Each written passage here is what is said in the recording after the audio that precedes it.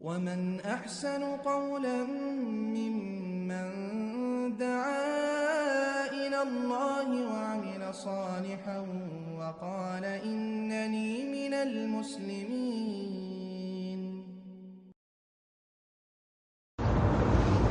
السلام عليكم ورحمة الله وبركاته. الحمد لله رب العالمين والصلاة والسلام على نبينا محمد وعلى آله وصحبه أجمعين أما بعد. আলহামদুলিল্লাহ, সর্বপ্রথমে আল্লাহ তাআলা শুকর আদায় করছি যে মহান আল্লাহ তাআলা অনেক দিন পর লাইভে আসার তৌফিক দিয়েছেন। তবে মুহূর্তটা খুবই গুরুত্বপূর্ণ। আমি এই মুহূর্তে মদিনা মুনাওয়ারায় আমাদের প্রিয় ইউনিভার্সিটি জামিয়া আল ইসলামিয়া মদিনা ইসলামিক ইউনিভার্সিটির চত্বরেই বা আমরা খালপাড় বলি এই অঞ্চলে আছি আলহামদুলিল্লাহ। তো এখানে বসেই আজকে আপনাদেরকে গত শুক্রবারে মসজিদ নববীতে যে খুতবাটি প্রদান করা হয়েছে তারই একটি সংক্ষিপ্ত অনুবাদ আমি আপনাদের সামনে উপস্থাপন করতে চাই। আল্লাহ তাআলা যেন আমাকে সেই তৌফিক দান করেন, আমিন। তো মূলত হজে আসছি, হজের উদ্দেশ্যেই আজকে এই মুহূর্তে সৌদি আরবে আসা। দোয়া করবেন আল্লাহ তাআলা যেন সঠিকভাবে হজ করবার তৌফিক দান করেন, সুস্থতার সহিত, ইমানের সহিত, এরপরে আবার পুনরায় যেন মাতৃভূমিতে ফিরে যেতে পারি, আল্লাহ সেই তৌফিক দান করুন, আমিন। আর আমার জীবনের এই প্রথম আমি মদিনা ইউনিভার্সিটির এই ভিতরে বসেই এই খুতবার অনুবাদ করছি। তো আল্লাহ তাআলা যেন কবুল করেন, আমিন।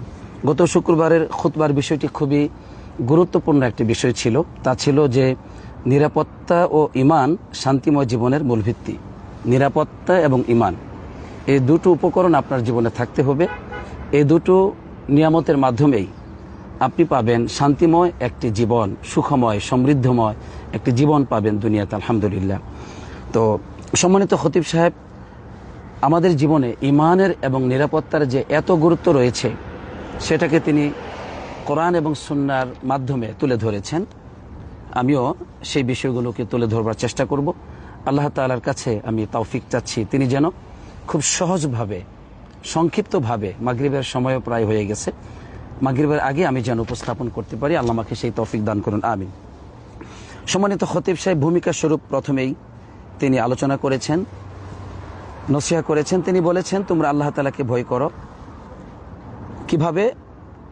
তোমরা আনুগত্যশীল আমলের মাধ্যমে এবং যত ধরনের প্রবৃত্তির অনুসরণ এবং হারাম পথ রয়েছে সেই পথ থেকে বিরত থাকার মাধ্যমে তোমরা আল্লাহকে ভয় করো।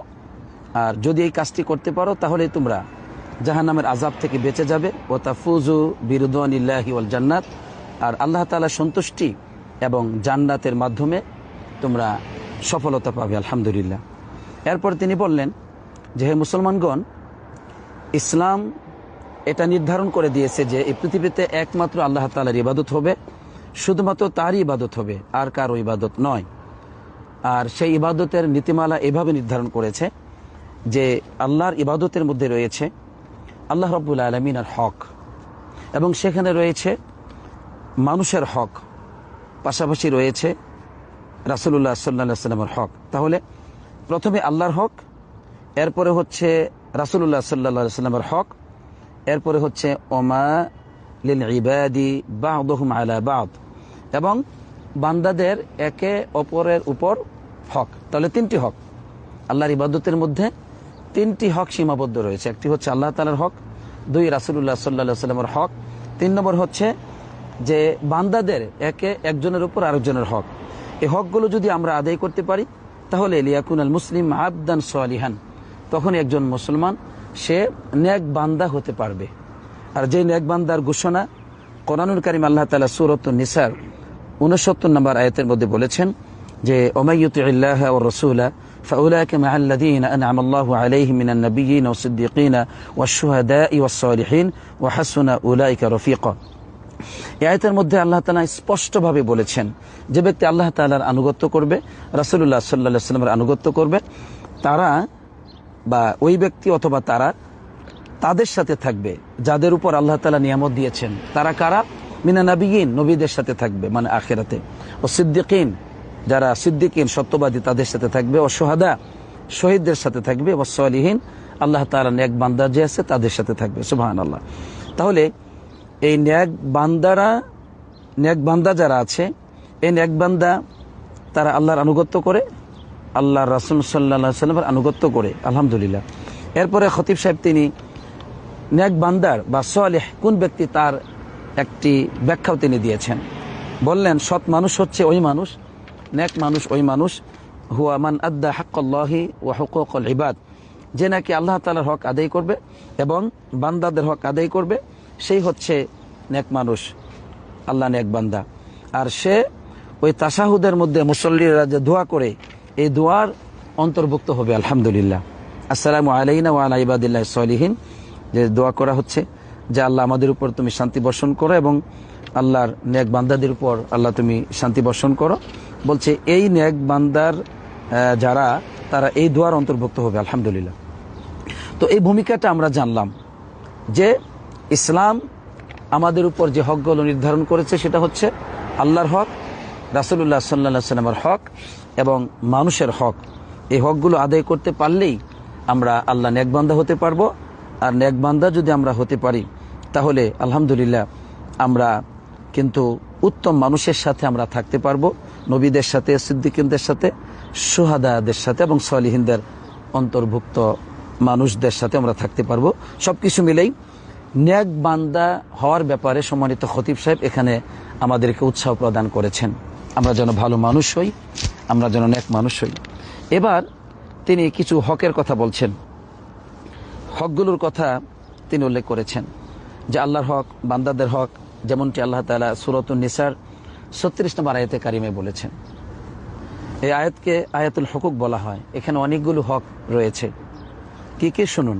আল্লাহ তাআলা বলছেন, ওয়াবুদুল্লাহা ওয়া লা তুশরিকু বিহি শাইআ ওয়া বিল ওয়ালিদাইনি ইহসানা ওয়া বিযিল কুরবা ওয়াল ইয়াতামা ওয়াল মাসাকিন ওয়াল জারি যিল কুরবা ওয়াল জারিল জুনুবি ওয়াস সাহিবি বিল জামবি ওয়া ইবনিস সাবিল ওয়া মা মালাকাত আইমানুকুম। শুনুন, এখানে আল্লাহ তাআলা বলছেন তোমরা এক আল্লাহর ইবাদত করো, আল্লাহর সাথে কোনো কিছুকে শরীক করিও না। তাহলে এটা হচ্ছে আল্লাহর হক, আমরা এক আল্লাহর ইবাদত করব, আল্লাহর সাথে কাউকে শরীক করব না, এটা আল্লাহর হক। এরপরে বলছেন মানুষের হকের কথা। মানুষের মধ্যে সর্বপ্রথম কে? ওয়াবিল ওয়ালিদাইনি ইহসানা, মাতা পিতার প্রতি তোমরা সদাচরণ করো, ইহসান করো। এরপরে ওয়াবিযিল কুরবা, নিকট আত্মীয় স্বজন যারা আছেন, মানে রক্তের সম্পর্কের আত্মীয় স্বজন, তাদের হক আদায় করো। এতিমদের, মিসকিনদের হক আদায় করো এবং আত্মীয় প্রতিবেশীর হক আদায় করো। অনাত্মীয় প্রতিবেশী যারা, তাদের হক আদায় করো। ইবনিস সাবিল এবং ওয়াস-সাহিবি বিল জামবি, যারা আমার একসাথে যাদের সাথে আমরা কাজ করি, সহকর্মী, তাদের হক আদায় করো। ইবনিস সাবিল এবং পথিকদের হক আদায় করো, মুসাফিরদের হক আদায় করো। ইবনিস সাবিল, পথিক। তাহলে বোঝা গেল সমাজের সকল শ্রেণীর মানুষের উপর আমার হক রয়েছে, যা আমাকে আল্লাহ তাআলা বলেছেন আল্লাহর হক আদায় করবার পরেই এই মানুষের হক আমাদেরকে আদায় করতে হবে, তাহলেই আমরা আল্লাহ তাআলা নেক বান্দা হতে পারবো। তাহলে এখানে আল্লাহর হক এবং বান্দাদের হকের কথা আসলো। নবী করিম সাল্লাল্লাহু আলাইহি ওয়াসাল্লামের হকের ব্যাপারে সূরাতুল আহজাবের ৬ নম্বর আয়াতের মধ্যে আল্লাহ তাআলা বলেছেন, আন-নাবিয়্যু আওলা বিল মুমিনিনা মিন আনফুসিহিম, নবীজি মুমিনদের তাদের নিজেদের চাইতেও আওলা, অধিক হকদার, অধিক উত্তম। তাহলে একজন মুমিন বা আমরা মুসলমান মুমিনগণ যারা আছি, আমাদের একে অপরের যে হক রয়েছে তার চাইতে অধিক হক নবী করিম সাল্লাল্লাহু আলাইহি ওয়াসাল্লামের রয়েছে। অর্থাৎ আমাদের উপর মাতা পিতার যে হক রয়েছে তার চাইতে অধিক বড় হক রয়েছে আমাদের উপর নবী মুহাম্মদ সাল্লাল্লাহু আলাইহি ওয়াসাল্লামের। তো এখানে স্পষ্ট হয়ে গেল তিনটি হকের কথা, আল্লাহ তাআলার হকের কথা, মুহাম্মদ সাল্লাল্লাহু আলাইহি ওয়াসাল্লামের হকের কথা এবং সমাজের সকল শ্রেণীর মানুষের হকের কথা, অধিকারের কথা। এই অধিকারগুলো আদায় যদি করতে পারি তাহলেই আমরা এই পৃথিবীতে সুখী মানুষ হতে পারবো, শান্তিপূর্ণ জীবন লাভ করতে পারবো, আলহামদুলিল্লাহ। এরপর সম্মানিত খতিব সাহেব এবার এসব কথাগুলো বলার পরে যে নিরাপত্তা কিভাবে আসতে পারে এই পৃথিবীতে আমার আপনার জীবনে, অর্থাৎ আমরা ভয়হীন, শত্রুর আক্রমণ থেকে মুক্ত হয়ে, আমরা আমাদের দুশমনদের চক্রান্ত থেকে মুক্ত হয়ে, জীবনের সকল ফিতনা ফাসাদ থেকে মুক্ত হয়ে নিরাপত্তাপূর্ণ জীবন কিভাবে অর্জন করতে পারি, সেই বিষয়টি সম্মানিত খতিব সাহেব আলোচনা করেছেন এবং নিরাপত্তার গুরুত্ব নিয়েও তিনি কথা বলেছেন। যেমনটি আল্লাহ তাআলা সূরাতুল আনআমের ৮২ নম্বর আয়াতে কারিমে বলেছেন, আল্লাযীনা আমানু ওয়া লাম ইয়ালবিসু ঈমানাহুম, যারা ঈমান এনেছে এবং তারা তাদের ইমানটাকে জুলুম দ্বারা মিশ্রিত করে নেয়। এখানে জুলুম মানে হচ্ছে আল্লাহর সাথে শিরিক করা। তাদের জন্য হচ্ছে নিরাপত্তা, উলাইকা লাহুমুল আমনু, তাদের জন্য হচ্ছে নিরাপত্তা, ওহুম মুহতাদুন, তারাই হচ্ছে হেদায়েত প্রাপ্ত। এই আয়াতের মধ্যে আল্লাহ তাআলা প্রথমে ইমানের কথা বলেছেন। ইমান যদি সঠিকভাবে আপনি আনতে পারেন এবং ইমানটাকে শিরিক থেকে মুক্ত রাখতে পারেন এবং সব ধরনের জুলুম থেকে যদি মুক্ত রাখতে পারেন, তাহলে আল্লাহ তাআলা আমাকে আপনাকে নিরাপত্তা দিবেন, এই ওয়াদা আল্লাহ তাআলা দিয়েছেন। তাহলে ইমান আনলেই আমরা নিরাপত্তা পাবো না, ইমানটাকে আবার জুলুম থেকে মুক্ত রাখতে হবে। আর জুলুম কয় প্রকার? 3 প্রকার। আর এটা হচ্ছে, একটি হলো আল্লাহর সাথে সম্পর্ক, সেটা হচ্ছে আল্লাহর সাথে শিরিক করা। 2 আয-যুলমু আলান নাফস, নিজের উপর জুলুম করা, মানে গুনাহ করা, পাপ করা। আমি আমার জীবনে যত গুনাহ পাপ করি সেটা আমি আমার নিজের উপর জুলুম করলাম। 3 হচ্ছে আয-যুলমু আলাল গায়র, অন্যের উপর জুলুম করা। তো অন্যের উপর জুলুম করা, অন্যের হক অধিকার নষ্ট করা, এটাও জুলুম। তাহলে এই 3 প্রকার জুলুম থেকে যদি আমরা মুক্ত থাকতে পারি, তাহলে আল্লাহ তাআলা পূর্ণ নিরাপত্তা দিবেন, দুনিয়াতেও দিবেন, আখিরাতেও দিবেন। আবারও বলছি, 3টি জুলুম থেকে মুক্ত থাকতে হবে। 1, আল্লাহর সাথে শিরিক করা যাবে না। 1, আল্লাহর গোলামি করতে হবে, ইবাদত করতে হবে, কোনো শিরিক করা যাবে না। 2, নিজে গোপনে অন্যায়ভাবে গুনাহ করা যাবে না, এই গুনাহগুলি জুলুম। 3 নম্বর হচ্ছে মানুষের উপর জুলুম করা যাবে না। স্ত্রী হতে পারে, সন্তান হতে পারে, মা বাপ হতে পারে, প্রতিবেশী হতে পারে, আমার কর্মচারী হতে পারে, আমার অধীনস্থ হতে পারে, আমার সাথে সম্পৃক্ত যে কোনো মানুষ হতে পারে। কারো হক নষ্ট করা যাবে না, কারো উপর জুলুম করা যাবে না। যদি এই 3 প্রকার জুলুম থেকে আমরা মুক্ত থাকতে পারি ঈমান আনার পরে, তাহলে আল্লাহ রাব্বুল আলামিন আমাদেরকে নিরাপত্তা দিবেন বলে ওয়াদা দিয়েছেন। তাই সম্মানিত খতিব সাহেব বলছেন যে আল্লাহ ওয়াদা দিয়েছেন, আল্লাহ ওয়াদা কখনো ভঙ্গ করবেন না, পূর্ণ নিরাপত্তা দিবেন এই জুলুমগুলো থেকে বেঁচে থাকলে।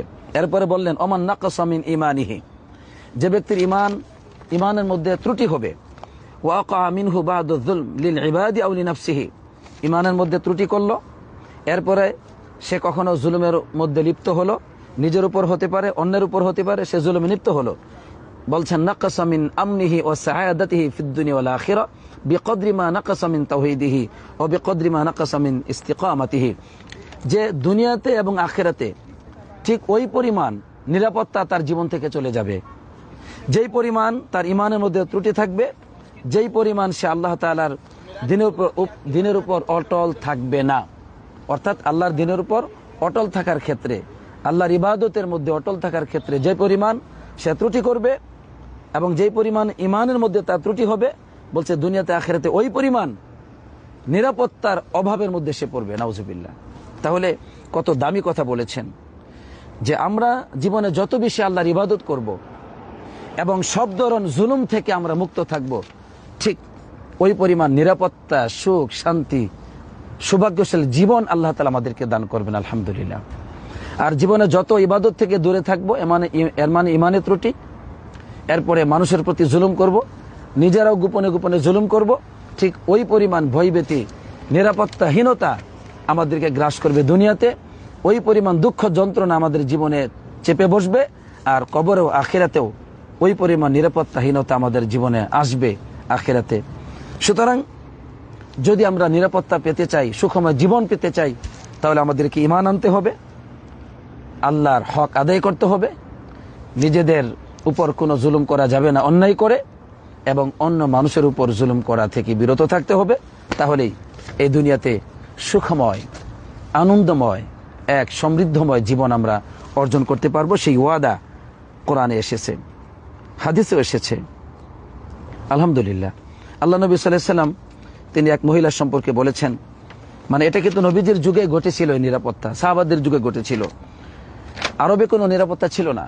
কিন্তু ইসলাম আসার পরে তাওহীদের ছায়াতলে তারা যখন আশ্রয় নিল এবং সব ধরনের জুলুম থেকে তারা যখন মুক্ত হয়ে গেল, তাদের রাত, তাদের দিন, মানুষের সামনে তাদের জীবন, মানুষের আড়ালে তাদের জীবন, তাদের জনসমাবেশে তাদের জীবন, এবং জনগণ থেকে একাকিত্ব ঘরের জীবন যখন পবিত্র হলো, জুলুম মুক্ত হলো, পাপ মুক্ত হলো, ঠিক তখন তাদেরকে এমন একটা জীবন দেওয়া হলো যেটা রাসূলুল্লাহ সাল্লাল্লাহু আলাইহি ওয়াসাল্লাম তিনি আদি বিন হাতিম রাদিয়াল্লাহু তাআলা আনহুকে বলছিলেন যে তোমার যদি দীর্ঘ জীবন হয়, তুমি যদি দীর্ঘ জীবন পেয়ে যাও, তাহলে দেখবে একজন মহিলা সে হীরা নামক স্থান থেকে ভ্রমণ করে সে মক্কায় যাবে সেখানে তওয়াফ করবে, এই যে দীর্ঘ পথ অতিক্রম করবে রাত দিন, তার কোনো ভয় থাকবে না আল্লাহর ভয় ছাড়া। সুবহানাল্লাহ, আল্লাহর ভয় ছাড়া আর কোনো ভয় থাকবে না, এটা আসবে এবং সেটা এসেছিল আলহামদুলিল্লাহ, কোনো ভয় ছিল না। আর শত্রুর আক্রমণ করবে, নারীর ইজ্জতকে হরণ করবে, এমন কোনো ভয় ছিল না আলহামদুলিল্লাহ। তাহলে সেই দিনে কি ছিল? মানুষ এক আল্লাহর গোলামি করেছিল, আল্লাহর সাথে শিরিক মুক্ত জীবনযাপন করেছিল, নিজেদের উপরও তারা জুলুম করে নাই, আল্লাহর অবাধ্য হয়ে মানুষের উপরও জুলুম তারা করে নাই। এভাবে যখন পবিত্র হয়েছিল, এইভাবে আল্লাহ তাআলা তাদেরকে নিরাপত্তা দিয়েছিলেন। সুবহানাল্লাহ। কিন্তু আজকে আমাদের জীবনে সেই রাষ্ট্রনায়ক থেকে নিয়ে সাধারণ মেতর পর্যন্ত কারো জীবনে কোনো নিরাপত্তা নেই। কারণটা কি? কারণ আমাদের গোটা জীবনে রয়েছে জুলুমের সাথে সম্পৃক্ত, আল্লাহর সাথে শিরিক, নিজেদের উপর জুলুম, মানুষের উপর জুলুম, অর্থাৎ জুলুমের অন্ধকার আমাদের জীবনকে আচ্ছাদিত করে ফেলেছে, যার জন্যই আমরা সত্যিকার অর্থে সুখ থেকে, নিরাপত্তা থেকে সকলেই বঞ্চিত। নাউজুবিল্লাহ। অতএব নিরাপত্তা আমাদের জীবনে লাগবেই। নিরাপত্তা জীবনের সকল ক্ষেত্রে প্রয়োজন। আপনি সালাত আদায় করবেন, সেখানে নিরাপত্তার প্রয়োজন। আপনি হজ পালন করবেন, নিরাপত্তার প্রয়োজন। যাকাত আদায় করবেন, নিরাপত্তার প্রয়োজন। আপনার জীবনের সকল ক্ষেত্রে নিরাপত্তার প্রয়োজন। এজন্য আল্লাহ সুবহানাহু ওয়া তাআলা তিনি হারাম শরীফে প্রবেশ করবেন সাহাবায়ে কেরামগণ, সেটাও বলেছেন যে হ্যাঁ, লাকাদ সাদাকাল্লাহু রাসূলুহু রুইয়া বিল হক লা তাদখুলুন্নাল মাসজিদাল হারামা ইনশাআল্লাহু আমিনিন। এটা কিন্তু সাহাবায়ে কেরামদেরকে আল্লাহ ওয়াদা দিয়েছেন যে মুহাম্মদ সাল্লাল্লাহু আলাইহি ওয়াসাল্লামের স্বপ্নকে আল্লাহ তাআলা সত্যি করবেন। একটা সময় মসজিদে হারামে প্রবেশ করবে মানুষ, ইনশাআল্লাহ, আল্লাহ চাহে নিরাপত্তার সহিত প্রবেশ করবে। তাহলে দেখুন, হারাম শরীফে প্রবেশের নিরাপত্তা ছিল না এক সময়, নবী করিম সাল্লাল্লাহু আলাইহি ওয়াসাল্লামের ছিল না, সাহাবায়ে কেরামদের ছিল না, কিন্তু এই স্বপ্ন একদিন আল্লাহ সত্যি করেছেন, নিরাপত্তা তারা পেয়েছিলেন। আজকেও নিরাপত্তা আছে আলহামদুলিল্লাহ, আর সেটা তাওহীদের কারণে। সুতরাং আমাদের জীবনের প্রয়োজন হচ্ছে নিরাপত্তা, আর এই নিরাপত্তা আসবে না ঈমান ব্যতীত। এই নিরাপত্তা আসবে না যদি আমাদের ভিতরে আমরা গোপনে গোপনে পাপ করি, অন্যায় করি এবং মানুষের প্রতি জুলুম করি। এই নিরাপত্তা আমরা কোনোদিনও পাবো না। যাই হোক, এখানে আমি একটা সংক্ষিপ্ত অনুবাদ শেষ করবার চেষ্টা করলাম, আর একটু দাঁড়াও। শেষে সম্মানিত খতিব সাহেব কয়েকটা কথা বলেছেন যেটা আমাদের জানা দরকার। সেটা হচ্ছে ওয়াল আমনু, যদি আমরা নিরাপত্তা পেয়ে যাই, যতটুকু পেয়েছি, ইউজিবু লিল্লাহি আশ-শুকর দাইমান, সর্বদাই এই নিরাপত্তার জন্য আল্লাহ শুকর আদায় করতে হবে। লিয়াতাফাদ্দালাল্লাহু বিজিয়াদা, যাতে করে আল্লাহ তাআলা আরো বেশি এই নিরাপত্তা দান করেন, এই নিয়ামত দান করেন আলহামদুলিল্লাহ। তাহলে নিরাপত্তা আমরা যা পেয়েছি শুকর আদায় করব। 2, ওয়াজিবু আল হাযার মিনাল মাআসি ওয়াদ দুনুব আল্লাতী তাকুনু সাবাবান ফি নুজুলিল উকুবাত, এবং বলছেন এটা ওয়াজিব, যদি আমরা নিরাপত্তা পাই, এটা ওয়াজিব যে পাপ থেকে, অন্যায় থেকে আমরা বিরত থাকব। কেননা এই পাপ, অন্যায়, গুনাহ এগুলো হচ্ছে আল্লাহর পক্ষ থেকে আযাব নাজিল হওয়ার মূল কারণ। এবার ভালো করে বুঝুন, আমার আপনার জীবনে যত বিপদ মুসিবত আসে, যত ফিতনা আসে, এই সকল ফিতনা, বিপদ, মুসিবত, অপমান, লাঞ্ছনা সবকিছু আল্লাহর অবাধ্য হওয়ার কারণে, পাপ করার কারণে। হয়তো আল্লাহর ইবাদত করছি না, অথবা রাত দিন গুনাহ করতেছি, অথবা মানুষের হক নষ্ট করতেছি, মানুষের প্রতি জুলুম করতেছি, যার জন্য আমাদের এই বিপদ মুসিবত নেমে আসে, নাউজুবিল্লাহ। সুতরাং আমরা যত বেশি আল্লাহ নিয়ামতের শুকর আদায় করব, যত আল্লাহর ইবাদত করব, পাপ থেকে বিরত থাকব, মানুষের অধিকার, হক আদায় করব, তত বেশি আল্লাহ তাআলা আমাদেরকে সুখ শান্তি দিবেন, নিরাপত্তা দিবেন দুনিয়াতে, আখিরাতে আলহামদুলিল্লাহ। এখানে প্রথম খুতবাটি শেষ হলো। দ্বিতীয় খুতবায় খুবই সংক্ষিপ্তভাবে দুইটা কথা বলছি। সেটা হলো, সম্মানিত খতিব সাহেব বলছেন যে আল্লাহ রাব্বুল আলামিন এমন একজন রব, তাকে ভয় করা উচিত, তার শুকর আদায় করা উচিত, তার আনুগত্য করা উচিত, তার অবাধ্য হওয়া উচিত নয়, তাকে স্মরণ করা উচিত, তাকে ভুলে যাওয়া উচিত নয়। সুতরাং হে মুসলমানগণ, এই মুহূর্তটা খুবই গুরুত্বপূর্ণ সময়, এর প্রতিটি রাত দিন গুরুত্বপূর্ণ। অতএব তোমরা ভালো ভালো আমল করো। ওয়াকদ্দিমু লিআনফুসিকুম মা তুকদ্দিরুনা আলাইহি মিনাত তাআত ক্বাবলা ইনকিদালিল আজাল, তোমাদের জীবন শেষ হয়ে যাওয়ার আগেই তোমরা যথাসাধ্য অনুযায়ী ভালো ভালো আমল করো, সৎ আমল করো, নিজেদের জন্য এগুলো আল্লাহর কাছে প্রেরণ করো আলহামদুলিল্লাহ। এর মানে সম্মানিত খতিব সাহেব আমাদেরকে সৎ আমল করতে বলেছেন, ভালো আমল করতে বলেছেন, সময়কে আমাদেরকে কাজে লাগাতে বলেছেন। আল্লাহ আমাদেরকে সেই তৌফিক দান করুন, আমিন। সর্বশেষ দুইটা হাদিস বলেছেন। একটা হাদিস হচ্ছে আল্লাহ নবী সাল্লাল্লাহু আলাইহি ওয়াসাল্লাম বললেন, নি'মাতানি মাগবুনুন ফীহিমা কাসীরুম মিনান নাস আসিহাতু ওয়াল ফারাগ, যে দুটো নিয়ামত আছে, দুটো নিয়ামতের ক্ষেত্রে অধিকাংশ মানুষ ক্ষতিগ্রস্ত, অধিকাংশ মানুষ অবহেলা করে। একটা হলো সুস্থতা এবং আরেকটা হলো অবসর সময়, সুস্থতা এবং অবসর সময়। আমরা অবসর সময় পাচ্ছি মানে মূল্যায়ন করি না, ইবাদত করি না, সুস্থ আছি ইবাদত করি না। তো এই জন্য এই সময়গুলো সুস্থতা এবং এই অবসর সময় বেশি বেশি ইবাদত করবো। আল্লাহ সেই তৌফিক দান করুন, আমিন। আর এখানে শেষ করছি। আর একটা হাদিস আছে, এখানে হাদিসটার অনুবাদ করে দিচ্ছে শুধু, যে ব্যক্তি তার নিজের বাড়িতে নিরাপত্তাপূর্ণভাবে সকাল করলো, আল্লাহ নবী সাল্লাল্লাহু আলাইহি ওয়াসাল্লাম বললেন, আর ওই দিন তার ওই দিনের খাদ্য আছে, তার শরীরটাও সুস্থ, তিনটা জিনিস সকাল করলো নিরাপত্তা সহকারে, ওই দিনের খাদ্য আছে তার বাসায় এবং সে সুস্থ আলহামদুলিল্লাহ, এই তিনটে নিয়ামত আছে। বলছে ফাকান্নামা হুইয়াজাত লাহু দুনিয়া, তাকে যেন দুনিয়ার সব সুখ শান্তি তাকে দেওয়া হয়েছে। সুবহানাল্লাহ। তাহলে দেখুন নিরাপত্তার কত গুরুত্ব রয়েছে, আলহামদুলিল্লাহ।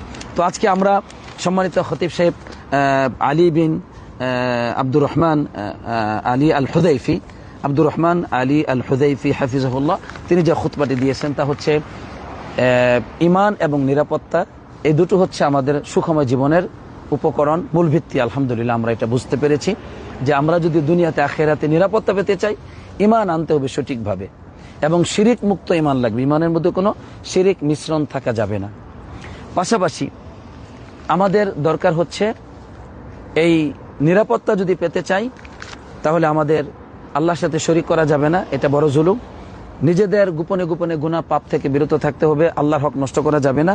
3, মানুষের কোনো হক অধিকার আমরা নষ্ট করব না। যদি এই 3টি জুলুম থেকে আমরা মুক্ত থাকতে পারি তাহলে আল্লাহ তাআলা আমাদেরকে নিরাপত্তা দিবেন দুনিয়াতেও আখিরাতেও। আর একজন বান্দার দুনিয়াতে আখিরাতে ওই পরিমাণ নিরাপত্তা আসবে যতটুকু সে আল্লাহর হক আদায় করবে, নিজের উপর জুলুম করবে না, মানুষের হক আদায় করবে, ঠিক ওই পরিমাণ নিরাপত্তা সে পাবে। যতটুকু আমি আপনি জুলুম করব, অন্যায় করব, মানুষের হক নষ্ট করব আর আল্লাহর হক নষ্ট করব, ওই পরিমাণ বিপদ মুসিবত দুঃখ যন্ত্রণা দুনিয়ার জীবনে নেমে আসবে। অতএব আসুন আমরা সকল পাপ থেকে তওবা করে আল্লাহর দিকে ফিরে যাই।